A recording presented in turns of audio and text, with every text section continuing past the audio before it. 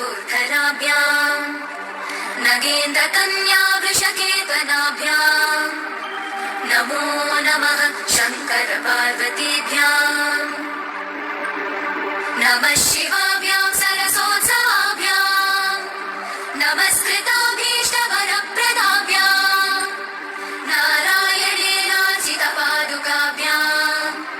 नमो नमः शङ्कर पार्वती